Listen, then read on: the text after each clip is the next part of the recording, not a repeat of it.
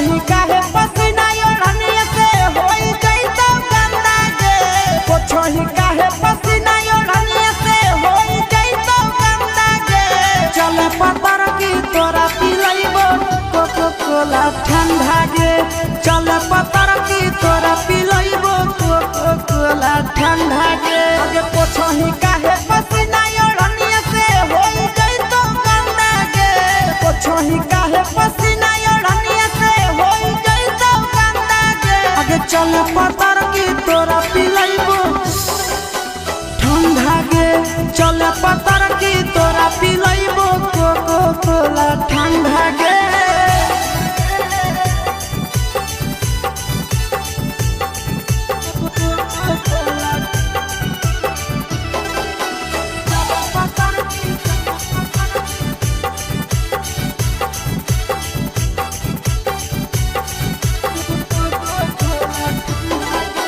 हमर जोरे चले पीले तो पानी काहे मना करो ही दिल जानी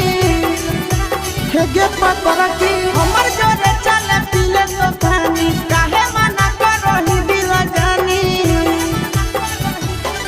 अगे मारो दे तौलू का भूख होई जइतो मंदा गे मारो दे तौलू का भूख होई जइतो मंदा गे अगे चले पतर की तोरा ठंडा गे चले पतर की तोरा पिलइबो कोको कोला ठंडा गे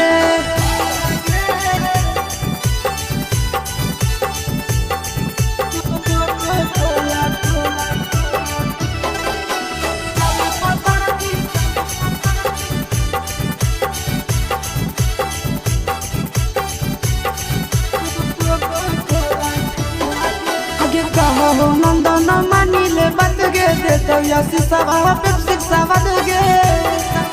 अहे गे पतर की कहो नंदन मानिले बात गे देतो यसी सवा पेप्सी सवा गे अगे रौदा में टहले वाला के छौड़ी गलत हो तब धंधा गे रौदा में घूमे वाला के छौड़ी तोर गलत हो तब धंधा गे चले पतर की तोरा पिलइबो कोला ठंडा गे चले पतर की तोरा पिलइबो कोको कोला ठंडा गे।